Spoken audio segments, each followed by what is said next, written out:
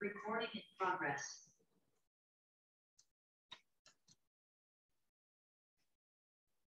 감사합니다. 오늘도 주님 앞에 오신 우리 모든 믿음의 가족들을 진심으로 환영합니다. 우리가 신구약 중간사를 배우고 있는데 아마 여러분 신구약 중간사라고 들어보셨습니까? 교회 와서 이런 소리 처음 들어보신 분 손 한번 들어보세요. 다 들어보셨어요? 아마 많은 분들이 말라기는 알지만 또 마태복음은 알지만 마태복음과 말라기 사이에 뭐가 들어있다고요? 신구약 중간사 400년의 역사가 들어있는 것을 잘 모릅니다. 그래서 이 중간 시대의 역사를 신구약 중간사라고 이야기하는데 이것을 두 번째 시간을 가지게 됩니다.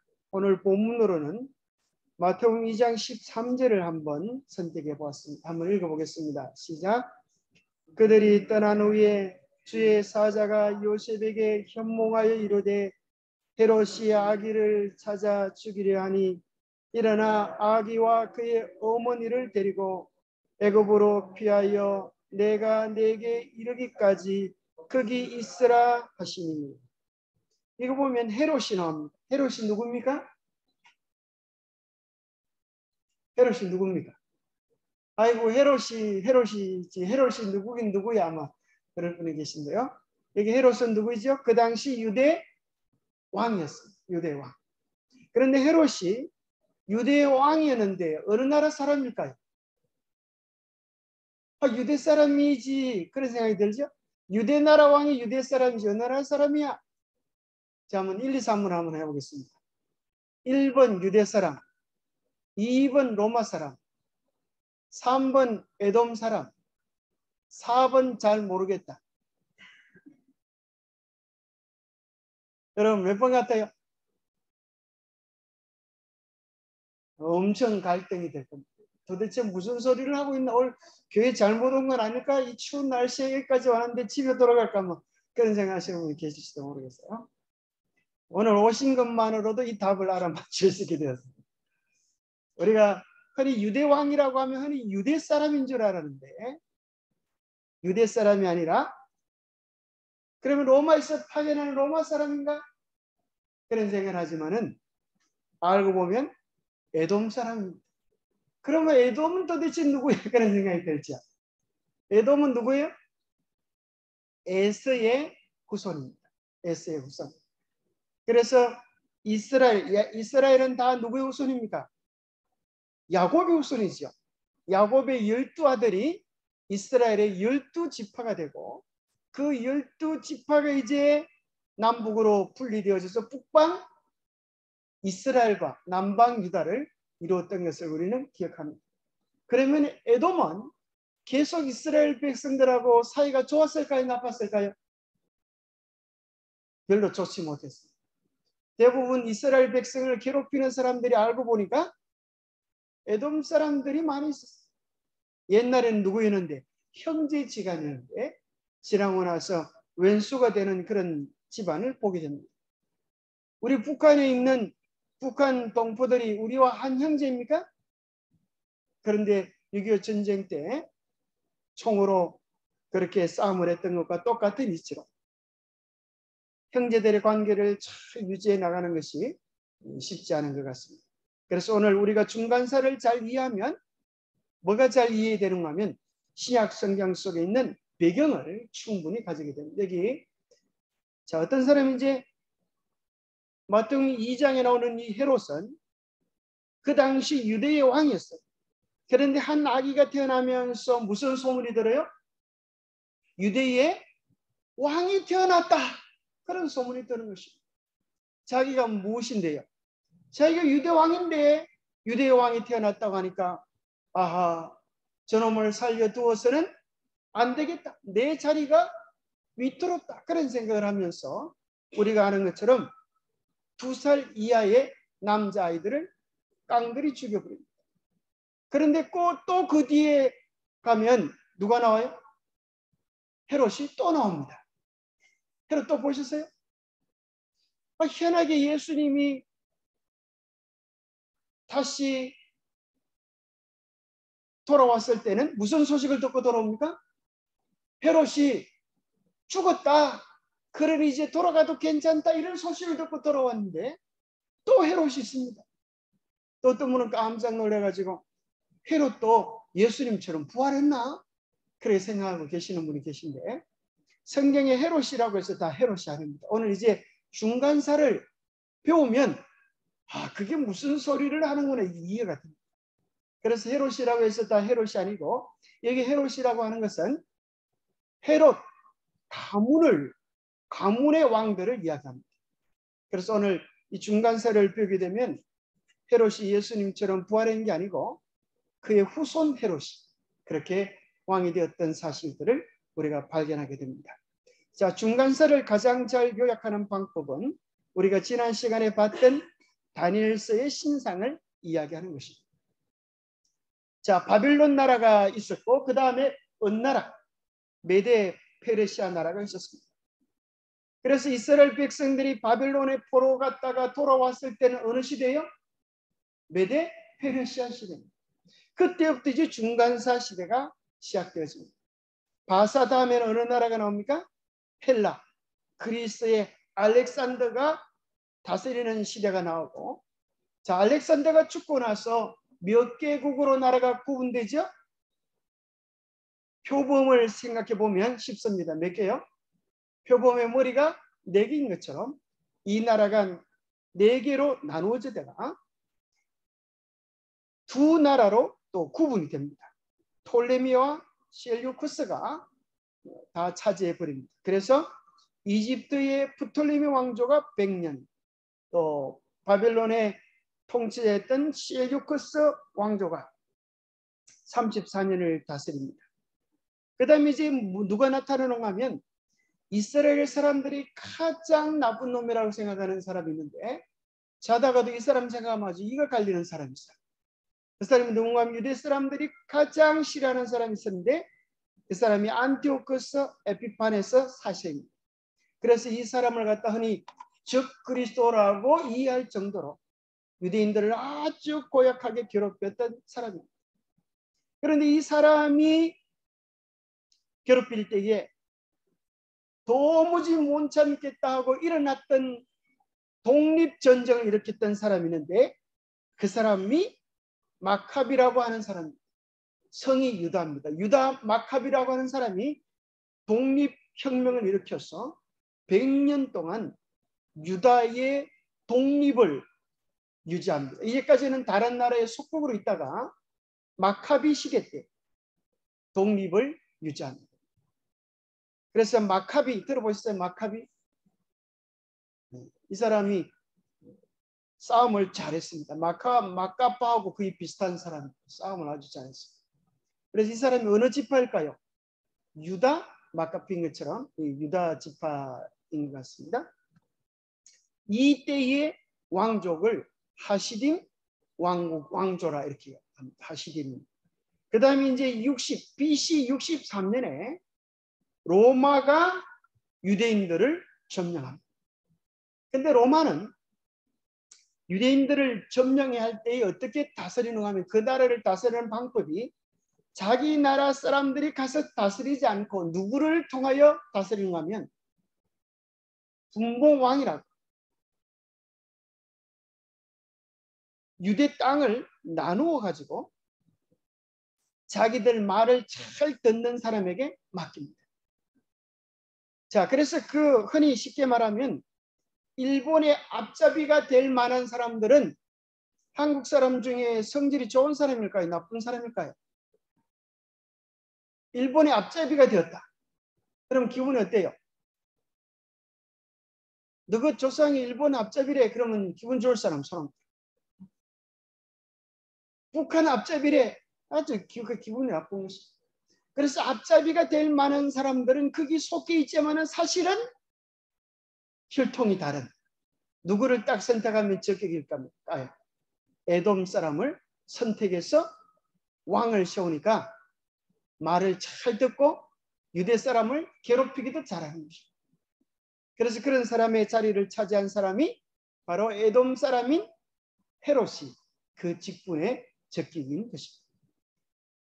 정리하면 네 가지 머리로 나누어졌던 것처럼 카산더, 리시마커스, 셀류커스, 톨레미 중에 두 가지가 없어지고 두 가지가 남는데 남는 두 가지가 어디라고요? 톨레미와 셀류커스. 그래서 여기 보면 카산더, 리시마커스, 셀류커스, 프톨레미 중에 이 위에 두 개가 이제 없어지고 셀류커스와 톨레미가 거의 이제 자리를 차지합니다. 그래서 셀류커스를 흔히 북방왕, 또 톨레미를 남방왕이라고 그렇게 이야기합니다.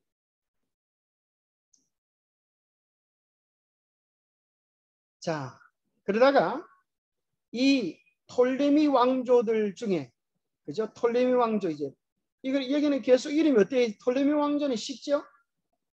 그냥 아버지 이름이 자기 이름이에요. 뭐만 붙이면 돼요? 1세, 2세, 3세 이렇게 하면 이제 아버지 이름이 자기 이름이어가지고 뭐 이름 외울 것도 없습니다. 그렇죠? 참 이렇게 되면 얼마나 외우기도 쉽겠어요. 그렇다고 해서 아버지하고 자기 이름이 똑같다고 맘먹었다가는 큰일 나죠. 이게 1세, 2세 이게 있으니까죠. 대단한 거죠. 그런데 셀류커스 왕조에는 이름을 누구 이름을 딴다고요? 아버지 이름이 아니고 할아버지. 그래서 여기 보니까 셀류커스 1세 다음에는 안티오쿠스 2세가 나옵니다. 그 다음에는 안티오쿠스 3세가 안 나오고 셀류쿠스 2세 할아버지 이름을 따가지고 이 사람들이 이제 할아버지를 더 좋아하는 것입니다. 그 가운데 안티오쿠스 4세 요놈이 아주 나쁜 놈으로 즉 그리스도의 세력으로 등극합니다. 자, 이때에 이제 이 남방왕 톨레미가 이제 누구를 도와주는가 하면 이제 이스라엘 백성들을 어디로 보내요? 알렉산드리아 해변가에 있는 알렉산드리아에 보내가지고 이게 문화의 도시입니다. 많은 도서관들이 있습니다. 여기서 처음으로 성경을 구약 성경을 헬라어로 번역하게 합니다. 이것을 70인역이라고 합니다. 아주 중요한 것이죠. 그래서 이렇게 번역됨으로 말미암아서 성경이 여러 나라에 보급되어지는 일에 중요한 역할을 하게 되었습니다. 자, 그때 이제 등장하는 한 인물이 나오는데 안티오쿠스 에피파네스 4세.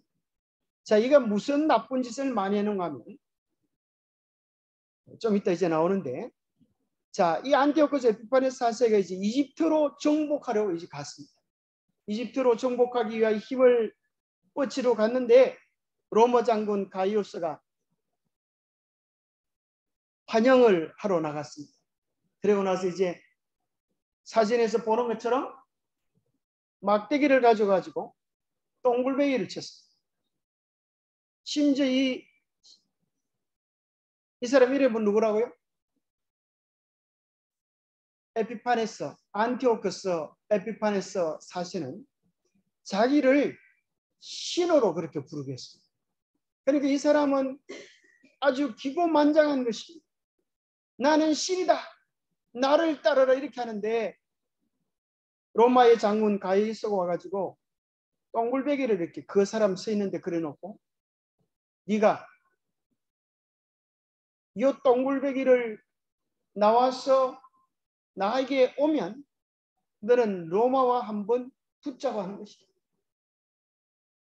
뒤로 돌아가든지 동굴베개를 네가 자신 있으면 한번 나와봐. 그러니까 자기가 신이라고 큰소리 뻥뻥 치다가 동그라미 하나 그려놓으니까 그것도 못 넣는 거예요. 왜요? 그걸 나오면 뭐가 되는 거예요? 그 당시 최고의 권력을 가진 로마와 싸우게 되는 거예요. 로마에게는 도무지 싸움의 대상이 되지 않은 것을 깨닫고 기가 죽어가지고 도망을 쳐버립니다. 그러면서 이쪽에서 얻어맞은 빵 저쪽에 가서 두드려 팬다고. 어디 가서 두드려 뺐어요? 유대인들을 갖다가 쭉 괴롭히는 일을 이 안티오쿠스 에피파네스 4세가 하게 됩니다. 그래서 이 많은 사람들이 지극히 높으신 이를 대적하고 지극히 높으신 이의 성도를 괴롭게 하는 이 일을 또 매일 드리는 제사를 피하며 멸망하게 하는 가져간 것을 세우는 이 일을 안티오코스 에피파네스 4세에게 적용을 시킵니다. 그렇게 하면 거의 그렇게 비슷하게 보이는 것 같습니다. 그런데 문제는 뭐가 문제예요? 간만 쓰면 우리 아버지가 아니라는 거예요. 그죠? 간만 쓴다고 해서 우리 아버지라고 그러면 큰일 납니다. 그죠? 갓 쓴 사람이 많아요, 적어요? 갓 쓴 사람이 요즘은 없지만은 옛날에는 많이 썼어요. 그러니 간만 썼다고 해서 자기 아버지라고 했다가는 야, 너 뭐 정신 차리라. 내가 너가 아버지 아니다. 그런 소리 듣기 딱 식상한 것이죠. 그래서 사실은 이 말씀들이 누구한테 적용되는가 하는 것을 예수님께 물어보면 예수님은 이렇게 말씀하신 것입니다. 선지자 다니엘이 말한 바 멸망에 가정한 것이 거룩한 곳에 선 것을 보거든 읽는 자는 깨달을지. 뭘 읽고 깨달았는가요? 다니엘서를 읽고 깨달습니다. 다니엘서에 나와 있는 이곳을 제대로 깨달으면 이것은 누구에 대하여 이야기하는 것이다? 안티오코스 에피파네스가 아니라 누구에 대하여? 로마에 대하여 이야기하는 것이다. 그래서 AD 70년에 예루살렘이 멸망하기 3년 전 예루살렘 성이 포위되어졌던 그때를 이야기하는 것입니다. 그래서 그것이 예루살렘 멸망의 징조인 줄 알고 산으로 도망친 자는 읽고 깨달은 자는 살아남고 이것을 보고도 멍청하게 깨닫지 못했던 사람들은 어떻게 됐을까요? 그 포위망을 풀고 무슨 일이 있어 이제 로마로 가니까 우리가 겁이 나서 도망가나 보다 싶어서 뒤에 따라가면서 덤비들었던 사람들 있어요. 그러다가 AD 70년에 예루살렘 성이 포위가 되어지고 그때 예수님이 예언하셨던 것처럼 돌 위에 돌 하나도 남기지 아니하고 예루살렘이 완전히 멸망되어지는데 그때 이 사람들은 마사다로 도망을 갔습니다. 여러분 마사다 들어보세요. 최고의 유대의 격전지였습니다. 우리는 죽으면 죽었지 항복할 수 없다. 우리는 하나님의 백성이니까 하나님이 우리와 함께 하신다.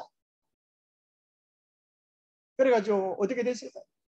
거기서 실제적으로 무슨 일이 벌어지는가 하면 아이를 삶아 먹는 일들도 벌어져요. 결국은 그 가운데 많은 사람들이 자살로서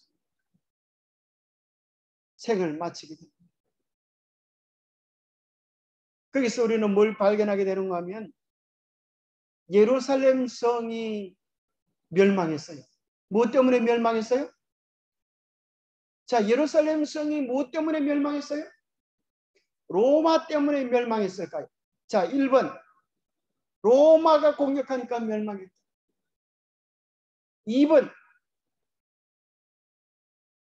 유대인들이 잘못해서 멸망했다. 3번 예루살렘의 주인이신 주님을 외면했기 때문에 멸망했다. 그럼 정답이 뭐가? 엄청 헷갈리죠? 하나님의 성전에 뭐가 없으면 주인이 계시지 않습니다. 우리의 마음의 성전에 주님을 모시지 않으면 그 성전이 아니에요. 성전의 가치를 잃어버린 것입니다. 그래서 사실은 예루살렘은 로마에 의하여 멸망되어졌기보다도 본질적으로는 그들의 마음속에서 예수 그리스도를 몰아냈기 때문에 그 결과로 그런 사건들이 다가오게 되는 것입니다. 마지막 때 우리의 형편도 똑같은 것입니다. 마지막 때에 많은 사람들이 멸망에 되어지는 궁극적인 원인은 짐승의 표 때문에 코로나 때문에 멸망하는 게 아니에요. 뭐 때문에 멸망해요? 예수 그리스도 생명의 구주 되시는 예수 그리스도를 외면하고 배척하는 것 때문에 멸망한 예수 그리스도와의 살아있는 관계를 유지하며 그 기쁨을 누리는 자. 조금 전에 불렀던 찬미처럼 나 이제 주님의 새 생명 얻었무 영생을 맛보며 주 안에 사는 사람은 걱정할 게 없는 것입니다. 그래서 우리는 이 예언의 실제적인 적용을 예수님께서 누구에게 적용을 시켰어요? 로마에게 적용을 시켰던 사실을 기억할 필요가 있습니다. 안티오코스 에피파네 4세는 이들을 헬라화시키기 위하여 유대 종교를 깨뜨리기 위하여 창시계명을 했어요. 이름을 우리나라 일제시대 때 무슨 일을 했어요? 꼭 일본 놈이 아마 이 에피파네 4세에게 배운 것 같아요. 첫 번째 창시계명. 이름이 무슨 꼬 있잖아요. 그죠? 무슨 꼬가 있어요? 그런 옛날 좀 들어보시죠? 뭐 요로꼬 히로꼬 뭐 그죠? 꼬꼬꼬 그런 건 다 이제 일본 시대 이름이 이제 그렇게 된 거죠. 그래서 보니까 요쪽에 칠곡에 사시는 할머니들이 보니까 초등학교 다닐 때 한글을 못 배웠다는, 초등학교는 갔는데 뭐만 배우는 일본말만 배워가지고 한국말을 못 배워가지고, 요즘 한국말 배우는 재미에, 한국 글자 쓰는 재미에 시도 쓰고 하는 걸, 그런 걸 보죠. 창시계명이 있었습니다. 두 번째는 유대인들, 우리는 하나님의 백성이다. 그것에 대한 가장 강력한 표가 두 가지가 있었는데, 하나는 신체 속에 기록하는, 하나는 시간 속에 경험하는 것입니다. 그래서 유대인들에게 할례와 안식일을 폐지하도록 했습니다. 그렇게 안 하면 죽여버렸어요. 참 끔찍하죠. 그래서 안티오코스 에피파네스 4세는 할례를 한 아이를 죽였어. 할례했다고 죽인 거. 그 아이를 그 엄마 목에 두르고 시내를 한 바퀴 돌도록 그렇게 했어. 그러면서 사람들이 보면서 할례를 하면 저렇게 죽게 되나 보다, 이렇게 생각을 들도록 끔찍한 짓을 했어. 그리고 세 번째는 하나님의 성전에다가 돼지 피를 뿌리는 것입니다. 이게 얼마나 모독적인 거야. 제우스 신을 갖다 놓는 것입니다. 유대인들이 가장 싫어하는 짓만 골라서 합니다. 하나님의 성전에 양과 염소의 피를 뿌리는데 하나님이 가장 부정하게 생각하시는 그 돼지 피를 뿌리니까 얼마나 그것을 보는 백성들의 마음이 고통스럽고 안타까웠겠습니다. 그러면서 음란한 문화를 장려하는 것입니다. 이방 종교 풍습이 그와 같은, 그 당시 스포츠를 이렇게 엄청나게 장려했어요. 그래서 그 당시 운동 경기들이 나체로 그렇게 운동을 하면서 그것이 아주 대단한 인기를 끌었다고 하는 것입니다. 오늘날 이 세상이 마귀가 쓰는 세 가지 S 정책, 여기 휘말리고 있습니다. 첫 번째는 스포츠 할 때 S로 시작해요. 스포츠. 오늘 많은 사람들이 스포츠 그러면은 정신을 못 차려. 두 번째는 스크린 뭐야? 오늘날은 스크린이 대단합니까? 우리 핸드폰으로 보는 영상물들이 젊은 사람들의 정신을 쏙 빼가는 것입니다. 그 사람의 생각이 어디 있는가 하는 것을 알려고 하면 그 사람이 어떤 스크린을 보는가, 그걸 보면 알 수 있어요. 그 사람 생각 속에 어떤 그림이 있는가. 세 번째는 성적인 부도덕을 통하여서 마귀가 오늘 이 거룩한 성을 오락물, 매매물로 그렇게 바뀌어 버렸습니다. 이럴 때 이제 도무지 못 참겠다 해서 들고 일어난 독립투사 같은 사람이 있었는데 그 사람이 유다 마카비였습니다. 마카비의 이름의 뜻은 망치라는 뜻입니다. 마치 망치로 깨뜨리듯 이 사람들은 치고 빠지는 이런 전술을 사용합니다. 왜냐하면 수적으로 약하고 안 되기 때문에. 그래서 이런 싸움을 벌이게 됩니다. 그 운동을 하시딤, 다른 말로 하면 경건이라는 뜻을 가지고 있는 하시딤 운동을 벌이게 됩니다. 말라기 3장에 보면 그 당시 많은 사람들이 생각하기를 하나님 믿어도 무슨 소용이 있나? 돈이나 많이 벌자. 내 혼자 잘 먹고 잘 살자. 그런 생각을 할 때에 이들은 말라기 3장 17절 18절에 나오는 것처럼 하나님 앞에 정직하고 하나님 율법에 충성되기로 맹세하는 사람들. 그들을 향하여서 하시딤 운동의 주인공들이라 그렇게 이야기합니다. 만군의 여호와가 이르노라 나는 내가 정한 날에 그들을 나의 특별한 소유로 삼을 것이요 또 사람이 자기를 섬기는 아들을 아낀같이 내가 그들을 아끼리니 그때 너희가 돌아와서 의인과 악인을 분별하고 하나님을 섬기는 자와 섬기지 아니하는 자를 분별하라. 우리의 마음의 충성과 진실을 드릴 때에 하나님께서 우리를 사랑해 주시겠다라고 생각하면서 드디어 BC 164년에 이들이 예루살렘 성전을 탈환하고 성전을 정결케 하고 드디어 독립국가임을 선포합니다. 그것이 12월 25일입니다. 그것을 뭐라고 이야기하는가 하면 하누카라고 이야기하는데 수전절이라. 그래서 요한복음 10장 22절에 보면 예루살렘에 뭐가 이래요? 수전절이 이러니. 이것을 이제 잘 모르면 수전절이 뭐야? 구약 성경에 안 나오는데 왜 수전절이야? 생각하게 됩니다. 이 수전절이 뭐라고요? 예루살렘을 회복하는 그날. 그것을 기념하는 날입니다.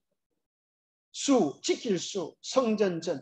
하나님의 성전을 회복하여 지켰다. 이런 뜻입니다. 그리고 여기는 구약 성경에는 촛대가 어떻게 몇 개였어요? 촛대가 몇 개였어요? 7개인데 여기는 8개를 씁니다. 8일 만에 탈환했다는 것입니다.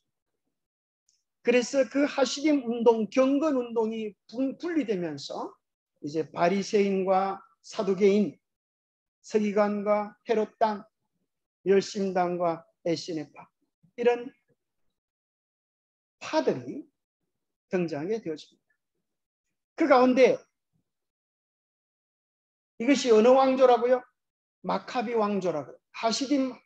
하스몬 왕조라 그러기도 하고 마카비 왕조라 그러기도 하고 같은 계통입니다. 그 가운데 요한 힐카누스라고 하는 사람이 유대의 완전한 독립과 영토를 확장하고 사마리아를 원정 갔습니다. 사마리아. 그리고 그리심산을 파괴했습니다. 그리심산은 여러분 들어보셨죠? 그리심산. 이것이 이제 에돔 사람의 본거지인데 그게 이제 이두메. 에돔 사람들이 주로 이두메에 많이 있었어요. 지역에 이두메가 있죠. 바로 이두메를 원정 갔어. 여기가 이제 산이 무슨 산인가 하면 그리심산이었어요. 바로 이것이 사마리아의 예배의 중심지였어요. 남방 유다는 어디고요? 예루살렘. 북방 이스라엘은 여기 그리심산이었는데 사마리아의 그리심산에 있던 성전을 파괴하고 그곳에 있는 에돔 사람들을 강제로 유대 종교로 개종을 시키는 그런 일을 벌이게 됩니다. 그 사건이 이제 요한복음 4장 20절에 보면은 사마리아 우물가의 여인이 이렇게 이야기하지요. 우리 조상들은 이 산에서 예배하였는데 우리 조상들 사마리아 사람들 어디서 예배했어요? 그리심산 여기서 예배를 했는데 당신들은 예배할 곳이 예루살렘에 있다고 합니다. 어디서 예배해야 합니까? 그때 예수님 뭐라 그래요? 예루살렘에서도 말고 이 산에서도 말고 신령과 진정으로 예배하는 자를 찾으신다. 바로 이 사건이 사마리아와 유대인 사이에 서로 원수지간이 되게 한 결정적인 사건입니다. 마치 로마인들이 뭐 하듯이 예루살렘 성전에 들어와서 회폐하면 가만히 있지 않듯이 이 요한 힐카누스 유인들이 와서 사마리아의 그림신 성전을 완전히 파괴해버리니까 그때부터 이제 적대지간이 되어버린 것입니다. 성경은 에서 곧 에돔의 족보는 이러하니라 하면서 이제 에돔에 대한 이야기를 하면서 큰 자가 어린 자를 섬깁니다. 에서가 누구를 섬겨요? 야곱, 이스라엘을 섬기는 것이 성경에서 이야기하는 영적 원리인데 바로 이때 뭐가 뒤집어져요? 에돔에 있는 이 마카비 왕조, 그죠? 마카비 왕조를 멸망시키는 일에 누가 앞장을 서는가 하면 안티파트라고 하는 에돔 사람. 누구를 도와서? 로마의 폼페이우스를 도와가지고 마카비 왕조를 멸망시키고. 그러니까 이제 여러분들이 앞잡이가 된 것입니다. 여기에 대하여 폼페이우스가 그의 수고를 인정해 주면서 안티파테르로 일어나죠. 안티파테르 1세 유다 왕이라고 하는 영광을 안겨줍니다. 이 사람 유대 왕이긴 하지만 피는 어디 피예요? 에돔 피입니다. 유대인들이 기분이 좋겠어요? 안 좋겠어요? 일본 놈이 앞제비 같은 놈이 우리 왕이니까 일본 놈 눈치 때문에 세금을 안 낼 수는 없고 속에는 부글부글한 것입니다. 안티파테르의 아들이 누군가 하면 헤롯 대왕입니다. 헤롯 대왕. 왜 헤롯 대왕인가 하면 이 사람이 크고 좋은 업적을 많이 남겨서 대왕이 아니라 다른 사람과 구분하기 위하여 헤롯 1세라 그러기도 하고 헤롯 대왕이라고 하는데 바로 이 사람이 마태복음 2장에 나왔던 누구를 죽였어요? 2살짜리 아이들을 학살한 그 장본인이 바로 헤롯 대왕으로 알려진 사람입니다. 이 사람은 부인이 몇이나 됐을까요? 여기 기록되어 있는 부인은 5명인데 부인이 손가락 있는 대로 다 됐어요. 부인이 10명이에요. 10명. 부인이 10명이니까 그 가운데 무슨 일이 많겠어요? 부인이 10명이니까 무슨 일이 많겠어요? 좋은 일이 많을까요? 서로 찢고 볶는 일이 많을까요? 아주 말도 못하는 고통이 있는 것입니다. 여러분 평생 살면서 부인 하나 모시기 쉬워요? 어려워요? 보통 일이 아니죠. 그렇죠? 근데 서장님 쉽습니까? 보통 일이 아니에요. 남자들은 뭐 밥만 주고 놀게 해주면 좋다 그러는데 여자분들은 뭐 열심히 해줘도 또 섭섭하다 그러고 또 섭섭하다 그러고 하나만 있어도 힘든데 10명 있으니까 얼마나 힘들었어. 그리고 이 10명 가운데 특별히 5명이 애를 잘 낳아가지고 뭐 하는가 하면은 애를 잘 낳으면 또 무슨 유세를 할까요? 누가 왕이 되는가? 여기에 대한 치열한 전쟁이 일어나는 것입니다. 자, 여기 도리도리를 잘했나 봐요. 도리스. 첫 번째 부인 이름이 도리스입니다. 그런데 이 첫 번째 부인은 여기 밑에 보니까 안티파테르 2세. 또 할아버지 이름을 따가지고 그죠? 안티파테르 2세. 첫 번째 부인의 아들입니다. 할아버지 이름을 그대로 땄어요. 그런데 가만히 생각해 보니까 안티파테르 2세를 낳긴 했는데 인기가 없어요. 뭐 때문에 인기가 없는가 하면 피가 다르다는 거예요. 이 사람은 어디 피고? 에돔 사람의 피고, 그죠?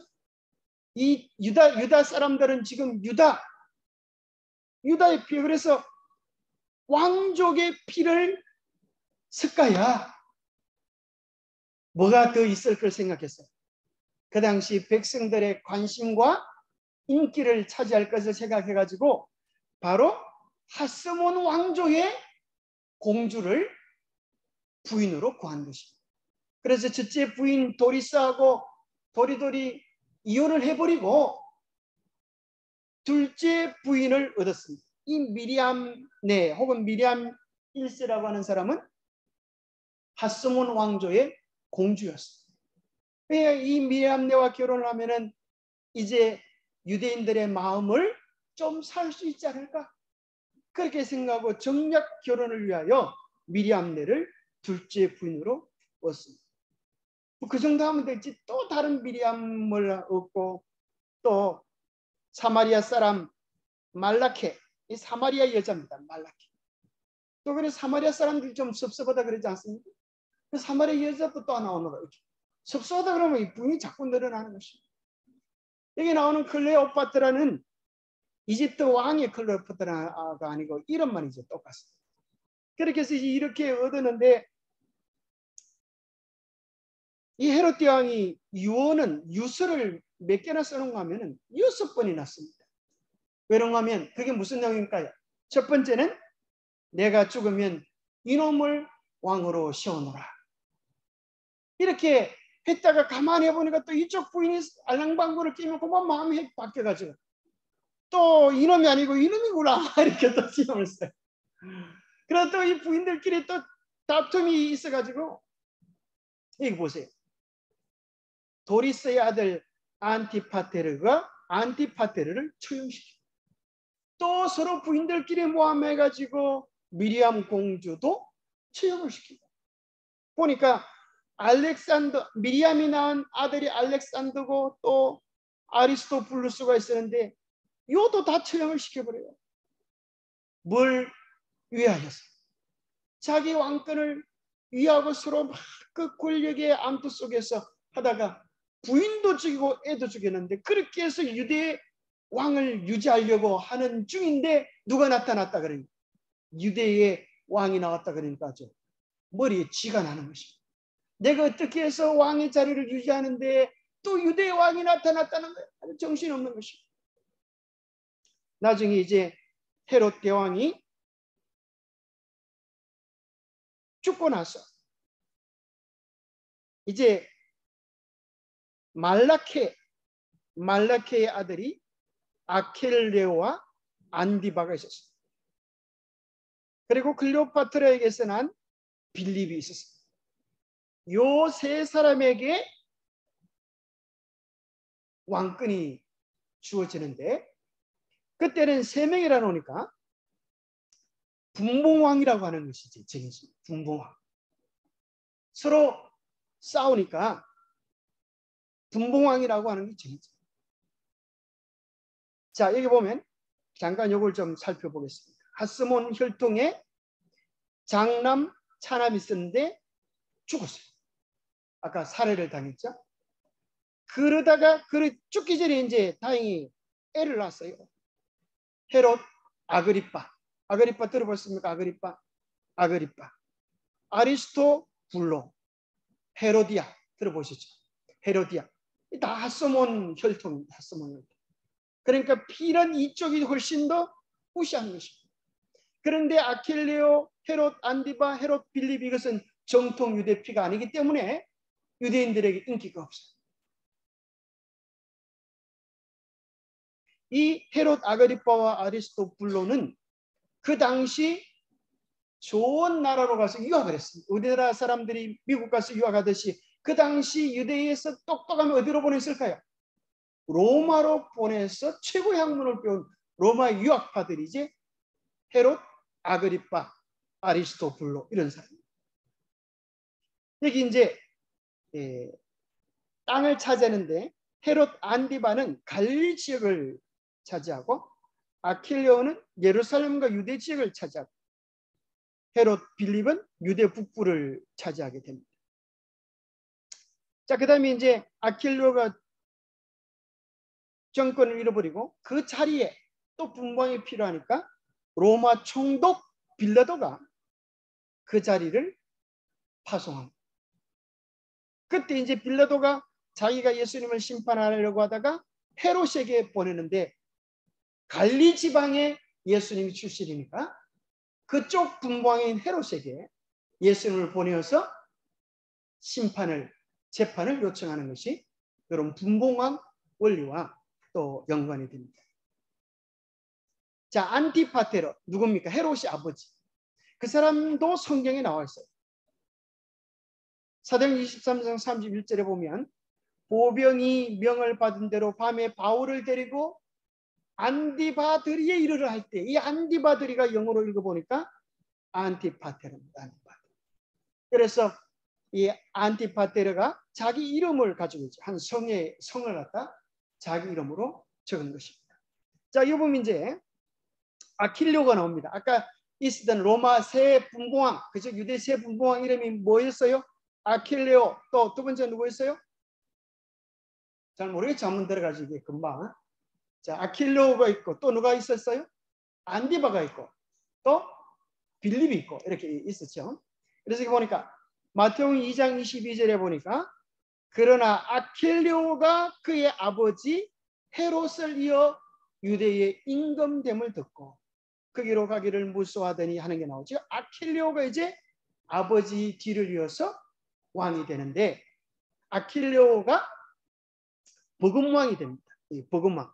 복음왕이라고 하는 것은 이제 그 다음에 헤롯을 이어서 3명 중에 가장 복음되는 그런 왕이라고 했어요. 그래서 이 사람은 이 유대 땅 가운데 2분의 1을 차지합니다. 여기 보세요. 영토를 보면 아킬레오가 이만큼 차지하고 안디바는 갈릴리와 베리아 지역을 차지합니다. 그 다음에 빌립은 이쪽 북쪽, 유대 북쪽 이두레와 드라고닛 지역을 차지합니다. 그러면서 이제 이 아킬레오가 2분의 1을 차지하고 4분의 1을 안디바, 4분의 1을 빌립이 차지하게 됩니다. 그래서 이 분봉왕의 이치를 보니까 자, 누가복음 3장 1절에 그런 것이 나옵니다.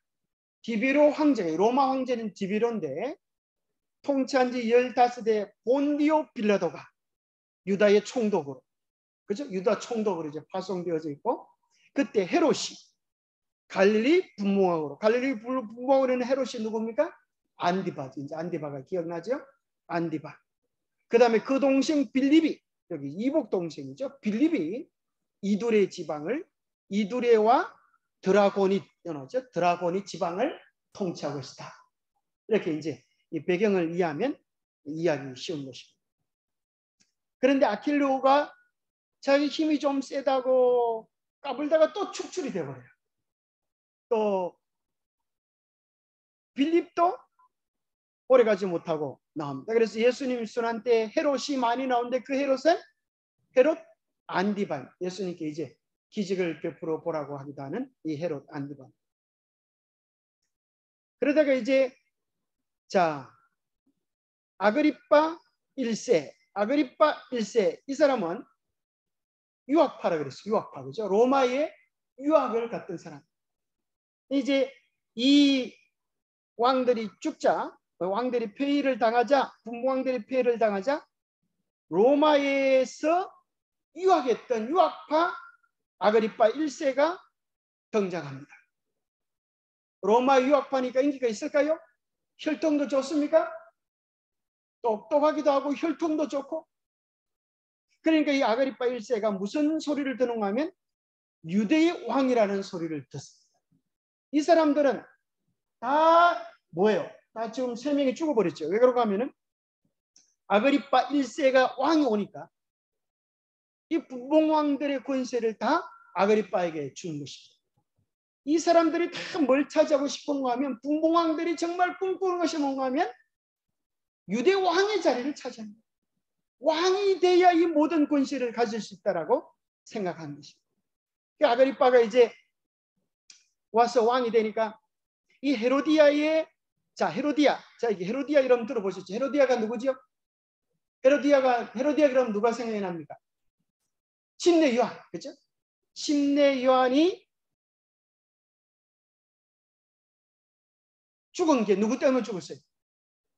헤로디아의 딸 살로메가 스트립 쇼를 한 것입니다. 살로메가 춤을 추면서 내 소원이 무엇이냐? 들을 때 헤로디아가 이야기하지. 저는 목을 갖다가 쟁반에 담았다. 자, 여기 이제 이 족보를 보면 헤로디아가 왜 그랬는지를 알게 됩니다. 헤로디아는 원래 빌립, 미리암네 2세의 아들 빌립, 요 첫 번째 빌립의 부인이었는데 가만히 보니 이 빌립이 좀 신통차네.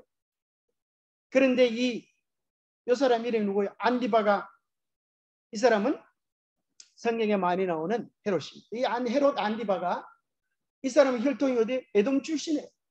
그래서 자기에게 유대 백성의 마음을 살려고 하면 누가 필요한 거예요? 하스몬 왕조의 공주가 필요한 거예요. 그래서 정략 결혼을 위하여서 헤로디아가 마음에 드는 것입니다. 그래서 이 사람은 빌립을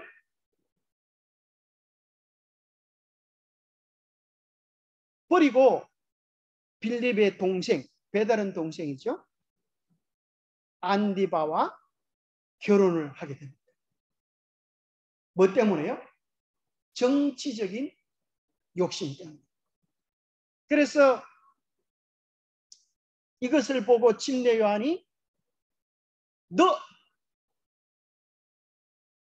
남편 버리고 딴 데 시집가는 거 그 바람직하지 않다. 어찌 그런 짓을 하느냐, 호통을 쳤다가 이제 원한을 사게 되는 것입니다. 그래서 헤로디아가 침례 요한의 원한을 가지다가 이 아그리파 1세가 유대 왕이라고 하는 소리를 듣는 것을 알고 이 헤로디아가 이제 로마의 안디바의 마음을 살살 꼬셔가지고 로마에 요청을 하게 합니다. 나에게도 좀 유대 왕이라고 하는 칭호를 좀 주시면 좋겠습니다. 부인이 살살 하니까 안디바가 그 소리 하다가 오히려 폐위를 당합니다. 그래서 폐위를 당하면서 이제 여기 보니까 아켈료, 안디바, 헤로디아 이 세 사람들이 다 유배로 가는데 어디로 유배를 가면 꼴 지방으로 꼬링을 했습니다. 이 꼴 지방이 어딘가 하면 오늘날의 프랑스 지방입니다. 성공의 꼴을 넣으려 그러다가 유배지에다 꼴을 넣어버린 격이 되어버렸습니다. 그래서 이 아그리파 1세는 이제 유학파에다가 혈통도 좋고 또 사도행전 12장 22절에 보니까 그가 강론을 할 때 많은 사람들이 뭐라 그런가 하면 이렇게 이야기합니다. 내가 목소리를 들은 적 신들의 목소리 같도다. 이렇게 이야기합니다. 그러니까 얘가 좋아가지고 기곤만장해가지고 두 팔을 벌리면서 신인 차다가 사도행전 12장 22절에 보니까 벌레가 먹어 죽었더라. 그렇게 나옵니다. 이 사람 아주 잘 나가다가 뭐 하다가요? 잘 나가다가 교만해가지고 한순간에 멸망하는 일이 벌어집니다. 우리가 잘 기억해야 합니다. 교만은 패망의 선봉입니다. 자, 그렇다면 이제 유대 사람들이 다음 왕의 자리로 누구를 생각해 볼 수가 있어요? 누구를 생각해 볼 수가 있을까요? 이제 그것이 아주 재미난 것입니다. 자, 아그리파 1세 다음에 이제 아그리파 2세가 나오는데 이 사람이 이제 사도행전 25장에 나오는 사람, 26장에 나오는 사람, 이 사람이고 그때 또 유대 총독으로 파송되어진 벨릭스라고 하는 사람이 있습니다. 그의 부인이 유대 사람 드루실로였습니다. 요때 배경입니다. 자, 벨릭스가 이제 사도 바울을 만나는데 벨릭스에게 바울이 의와 절제와 장차 오는 심판에 대하여 강력하게 설교를 했습니다. 벨릭스의 마음속에 두려움이 들었어요. 내가 나쁜 짓을 하고 살았는데 하나님의 심판대 앞에 서야 된다는 말입니다. 정말 내가 왕인 줄 알았는데 진짜 왕인 하나님을 내가 경배하고 받아들여야 하는가? 더 고민을 하고 했더라면 구원받았을 뻔했는데 이 벨릭스가 뭐라는 거면 내가 지금은 바빠서 안 돼. 내가 틈이 있으면 너를 부르리라. 그렇게 이야기를 했는데 죽을 때까지 틈이 안 생겼어요. 하나님께서 주신 그 기회를 잃어버리게 됩니다. 그리고 헤로도투스가 썼던 요세푸스의 고대사 20권 144페이지에는 무슨 내용이 기록되는가 하면 벨릭스는 드루실라로부터 아들을 낳고 아그리빠라고 하였다. 아그리빠는 디도 황제의 재위 기간 중 베수비우스 화산이 폭발할 때 그 여자와 함께 죽었다. 그래서 벨릭스와 그의 부인이 언제 죽는가 하면 때가 있으면 부르리라. 그런데 때를 얻지 못하고 그 기회를 놓치고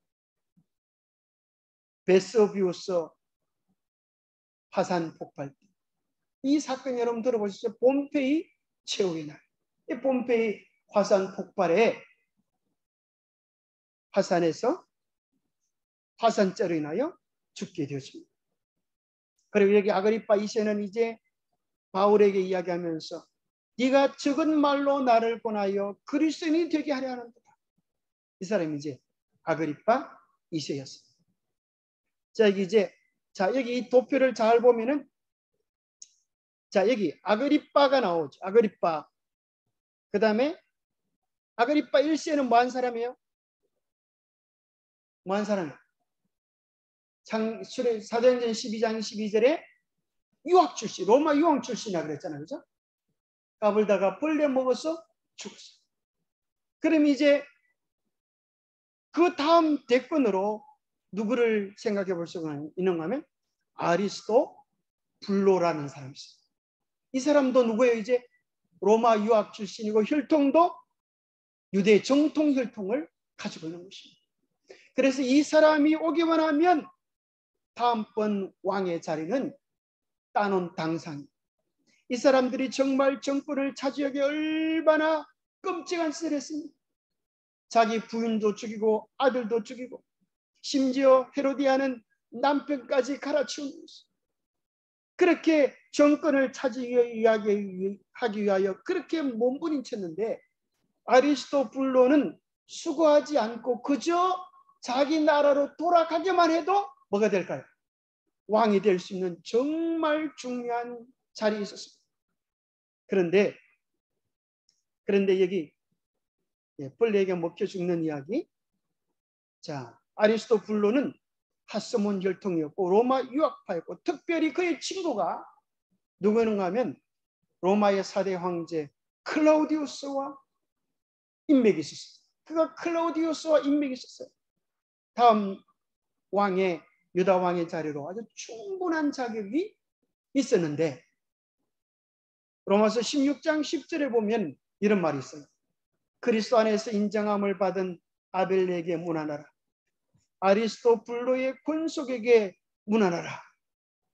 이게 누구나요? 아리스토블로가 있는 것입니다. 누구 어떤 위치에 있다고요? 유대로 가면 왕이 될 만한 그렇게 그 사람들이 원하는 유대의 왕, 그것을 얻기 위하여 온갖 군무술수를 썼던 그 자리에 자기가 가게만 하면 왕이 될 만한 자리에 있었는데 사도 바울은 로마의 편지를 쓰면서 누구에게 문안하라고요? 아리스토블로 권속에게 문안하라.